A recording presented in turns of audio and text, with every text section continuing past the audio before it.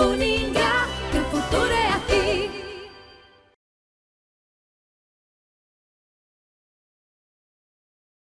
Olá, eu sou a professora Olívia. Voltamos a falar então, ou melhor, daremos início à nossa disciplina de Direito Empresarial. Vou começar agora trazendo para vocês os aspectos históricos a respeito do direito empresarial. Então, a nossa primeira lei a respeito de direito empresarial, ela teve origem em 1850. Vejam, senhores, que temos aí bem no inicinho do nosso Brasil, né, lá na época do Brasil Império, a primeira legislação que falava a respeito do direito empresarial. Só que nesse momento, a nomenclatura adequada não era direito empresarial, e sim direito comercial. Por quê? Porque não se entendiam naquela época que o direito empresarial, que essas relações empresariais, elas eram pautadas em cunho empresarial, porque não tinha todos os conceitos que nós temos hoje do que é uma empresa. Então, esses atos de comércio eram aquelas pessoas que eram pequenos produtores, né? Então, eu produzo calçados, eu vou vender para você que planta grãos e assim consequentemente. Então, nós mantínhamos naquele momento uma relação estritamente comercial e não empresarial, pautada na organização, na estrutura de uma atividade empresarial.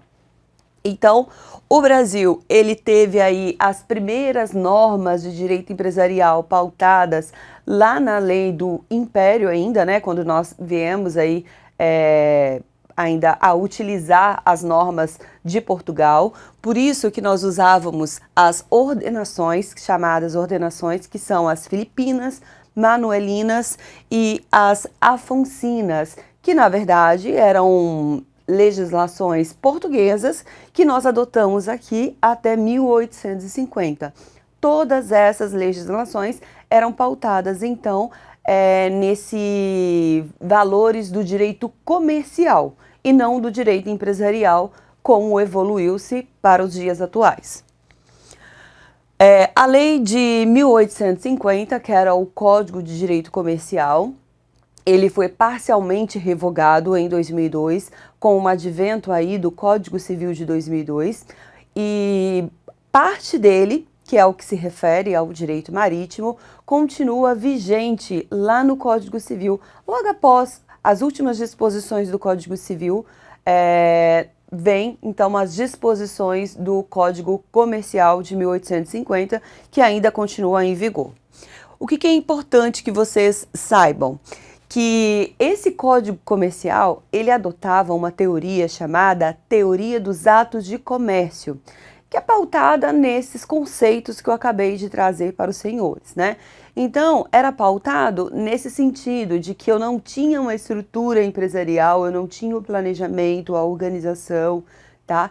Eu simplesmente produzia algo e vendia ou trocava por outros produtos com outros produtores, a fim de satisfazer as minhas necessidades básicas. Então, eu trouxe para vocês, nesse quadro, como se fosse um breve histórico, né, da evolução do direito comercial para o direito empresarial, que é o que nós temos hoje em vigor no nosso ordenamento. Nós temos aí, na Idade Média, as corporações de ofício. Nessa época, o comerciante é definido por sua participação nas corporações. Então, existiam aquelas corporações, corporações nada mais era do que a classificação aí para pessoas que trabalhavam em determinadas áreas. Então, vejam, eu sou produtor de grãos. Então, eu sou dessa corporação de produção de grãos. Ah, eu sou carpinteira, eu sou dessa corporação de carpintaria, tá? Então era separado como se fosse profissões, né? Essas corporações. Depois nós tivemos no segundo período, que foi mais ou menos aí no século XIX, o Código Francês, ele trouxe um boom, assim, nessa ideia do que é o conceito de direito empresarial, que foi o primeiro momento que nós tivemos aí as teorias do ato de comércio. Então, o comerciante, ele é definido pela prática dos atos de comércio, pela compra e venda, e não só simplesmente a troca, tá? Isso modificou-se um pouco porque eu não vou trocar por produtos apenas para minha subsistência. Não, eu posso ter lucro com isso. Eu posso, de repente, vender sem necessariamente precisar de algo em troca daquele outro produtor ou daquele outro indivíduo, tá? Depois nós tivemos a terceira fase, que é no século XX, com o Código Italiano. Esse sim foi utilizado, foi muito, como que eu posso dizer, teve raízes profundas no nosso ordenamento para o conceito que hoje temos a respeito do direito empresarial. Então, o Código Italiano, ele pensa no seguinte, olha, vamos ter a unificação desse direito privado. E por que um direito privado? Porque é um direito que vai tratar especificamente das relações entre particulares, né? Eu não tenho, quando uma empresa contrata com a outra ou quando uma empresa contrata com o seu consumidor, eu não tenho uma relação com o ente público. Não, eu tenho uma relação entre pessoas particulares. Por isso, é a unificação do direito privado. Tivemos também o empresário definido pela prática da atividade econômica organizada. Então, os senhores verão que hoje a atividade empresarial, ela necessita dessa organização, desse ânimo de trabalhar de forma organizada, planejada e contínua. E trouxeram então a teoria da empresa, que foi a teoria adotada pelo Código Civil de 2002, aquele mesmo código que revogou parte aí principal do Código Comercial de 1850 que eu acabei de falar para os senhores. Então, vocês podem perguntar, o Código Civil, então, no tocante ao direito empresarial, no que são pautadas as normas do direito empresarial? Trouxe para os senhores também um quadro esquematizado para que os senhores possam compreender melhor no que constitui o nosso direito empresarial, quais são as raízes das nossas normas de direito empresarial. Então, nós temos aí o Código Comercial, que ainda continua em vigor, a segunda parte, quando vai falar de direitos marítimos, né? Temos também o Código Civil italiano, que também foi uma fonte inspiradora para o nosso Código Civil de 2002, em relação ao direito empresarial, aos atos decorrentes da atividade empresarial. E como fonte, nós temos a legislação e o costume. Bom, o que seria o costume? Olha, vejam os senhores que o cheque, ele tem uma legislação por trás, é um título de crédito, mas existe por trás dessa legislação um costume que se tornou uma prática muito usual a respeito do cheque, que era quando as pessoas faziam aqueles cheques predatados, o conhecido cheque predatado. Bom, o cheque é uma ordem de pagamento à vista. Por isso, não seria possível eu planejar o pagamento mediante um cheque para daqui 30, 40, 50, 60 dias. Isso eu digo conforme a leitura expressa da lei, tá? Porque ele é um pagamento à vista, é uma ordem de pagamento à vista. Mas é uma prática costumada do mercado e perdurou por muitos anos, até nós temos aí os cartões de crédito, né? A utilização dos cheques para pagamento de valores a prazo. E essa é uma prática que se incorporou a esses atos de comércio. Então, é só um exemplo para os senhores entenderem quando que nós temos aí o costume fazendo parte, integrando a legislação e a própria prática do direito empresarial. Um exemplo seria esse do cheque predatado. Temos então o Código Comercial de 1850, Código Civil de 2002 e as leis especiais. Como leis especiais, gente, nós temos inúmeras. Temos as leis de registros públicos, que têm interferência aqui no direito empresarial. Temos as leis das SAs, temos leis do microempreendedor, temos a lei que revogou a Eireli, que criou o empresário, a sociedade empresária unipessoal. Então, temos inúmeras leis, tá? Que vão falar a respeito do direito empresarial e que os senhores, de alguma forma ou outra, terão que ter acesso no decorrer dos nossos estudos. E aí é um ponto que eu quero reforçar para vocês, que é o seguinte, gente, sempre que vocês forem estudar uma disciplina de direito empresarial ou qualquer disciplina voltada para o direito, é importante que vocês sempre acessem as leis que os professores citam nos materiais didáticos. Por quê? O direito, ele é muito amplo e tem legislações das mais variadas. Então, vocês acessando no site do Planalto e colocando o número da lei, vocês terão acesso à lei com todas as alterações e, inclusive, com a sua leitura mais atualizada, de maneira que vocês poderão ler e compreender melhor, vai auxiliá-los na dinâmica de estudo de vocês a respeito do direito empresarial, tá bom? Então, o Código Civil de 2002, ele não trouxe o conceito do que é um empresário, do que é uma atividade empresária, mas é a partir de alguns artigos que nós temos aí doutrinariamente essa interpretação. Nós temos aí, então, a definição de pessoas jurídicas, que são aquelas pessoas que a lei possibilita que, após uma técnica legal para sua criação, que essas pessoas adquiram personalidade própria.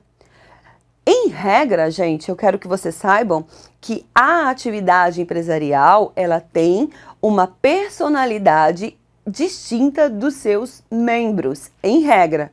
Quer dizer que não é sempre.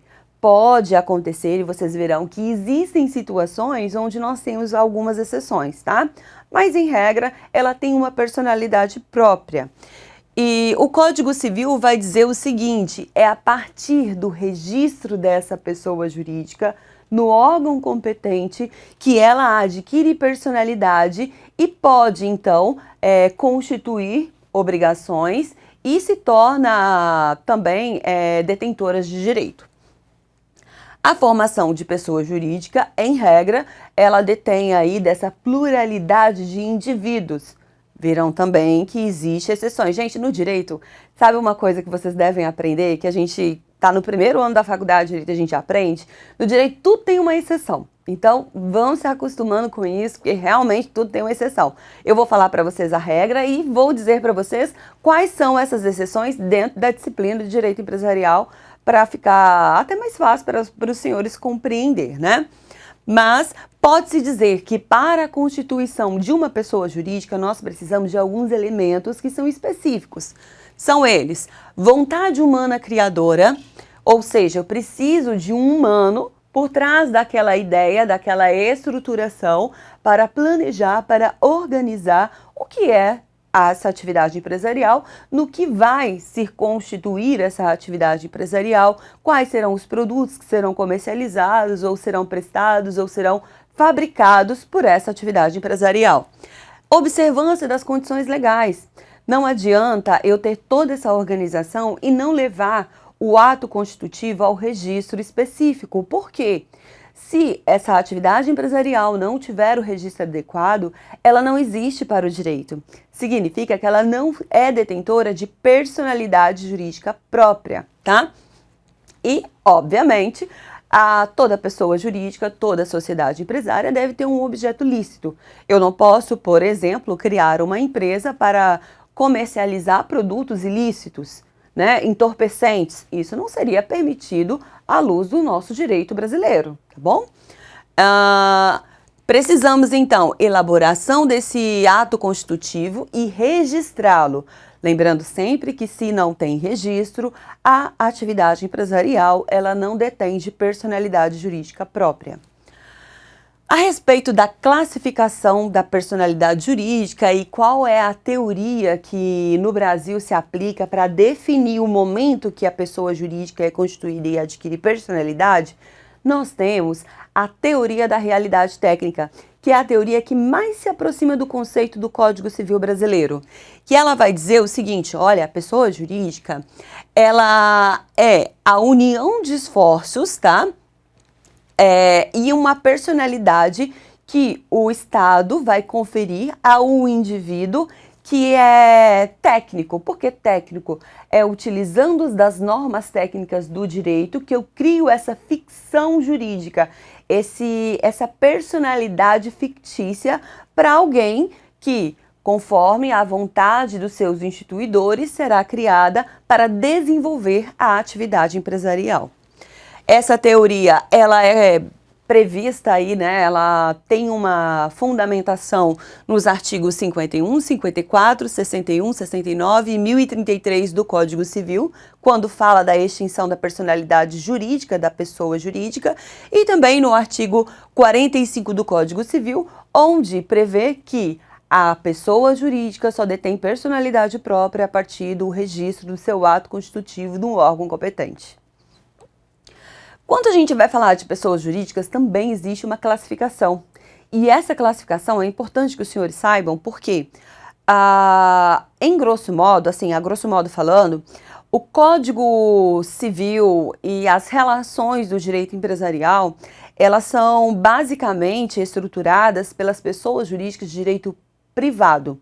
Não são pessoas jurídicas de direito público. Então, por essa razão, os senhores têm que saber distingui-las. Quem são as pessoas jurídicas de direito público, quem são as pessoas jurídicas de direito privado e quem são as pessoas jurídicas de direito público interno e externo. São classificações simples, não são nada de conceitos extravagantes, conceitos difíceis, então fiquem tranquilos que os senhores vão tirar de letra essa definição, tá? Nós temos aí então, pessoa jurídica de direito público, são aquelas regidas público externo. São aquelas regidas, então, pelas leis instituidoras de outros países, leis que não são brasileiras mesmo, né? Então, nós temos aí as organizações, a ONU, deixa eu ver mais o que, a OIT, temos todos esses órgãos que não têm uma legislação específica de um país só. Tá? Então, esse é um exemplo de uma pessoa jurídica de direito público externo. Externo porque o direito público aplicável a essa modalidade empresarial não é brasileira, é exterior, tá? É do exterior. Também são pessoas jurídicas de direito público externo os países estrangeiros. Então, Estados Unidos, Canadá, Paraguai, Argentina, todas essas pessoas, esses entes que eu estou descrevendo para os senhores, detêm personalidade própria e são países que detêm da sua própria legislação. Não se aplica a legislação pública nacional a esses indivíduos, tá? Depois nós temos também as pessoas jurídicas de direito público interno, que são aquelas pessoas ligadas aos nossos entes administrativos. Então, a União, os estados, Distrito Federal, os municípios, todos esses entes que possuem CNPJ, que possuem uma legislação específica, são tratados pelo direito administrativo e não pelo direito empresarial, que é o que vocês estão estudando agora, tá? Então, são normas específicas aplicadas a esses entes e na maioria delas, elas são pautadas na própria Constituição Federal, tá? Vejam, as normas de direito empresarial, claro que tudo vai ter raízes na Constituição Federal, mas as normas de direito empresarial, elas são normas de direito privado. Muito embora elas devam respeitar as normas de direito público, elas não são regidas pelas normas de direito público. Essa é a diferença, tá? E vamos voltar no próximo bloco, vamos encerrar esse bloco aqui, retornaremos no próximo bloco falando a respeito das pessoas jurídicas de direito privado e dando continuidade à nossa disciplina. Agradeço a vocês e até a próxima aula.